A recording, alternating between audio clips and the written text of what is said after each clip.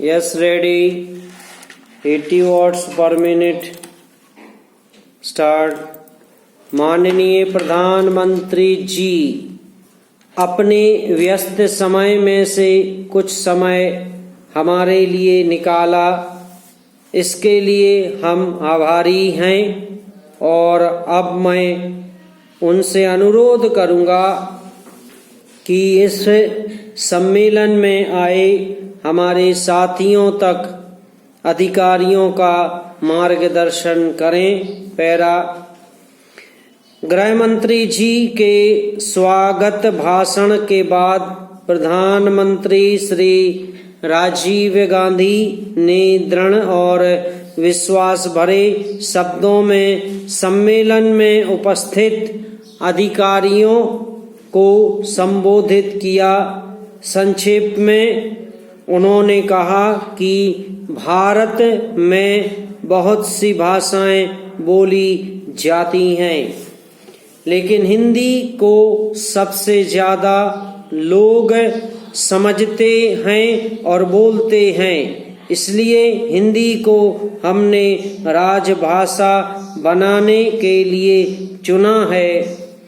यही नहीं, हिंदी का एक अपना इतिहास भी है और हमारी यह कोशिश रहेगी कि देश में सब लोग हिंदी बोलने और समझने लगें।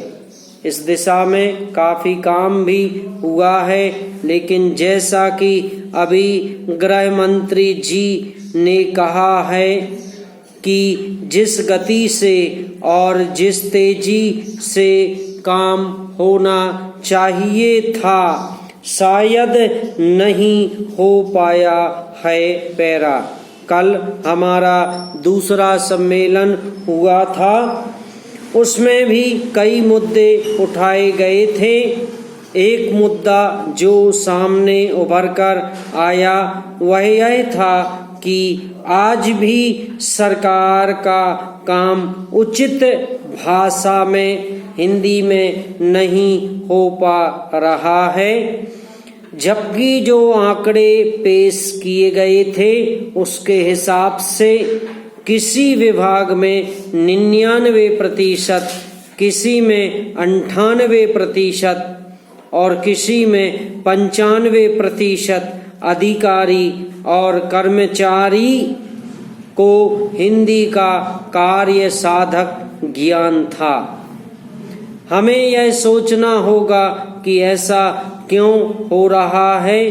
यदि लोग हिंदी समझते हैं तो हिंदी में काम क्यों नहीं हो पाता? क्या हमारे आंकड़े ठीक हैं? क्या सचमुच 99% लोग हिंदी अच्छी तरह समझते हैं, या यह आंकड़े केवल प्रोत्साहन भत्ता लेने के लिए ही हैं?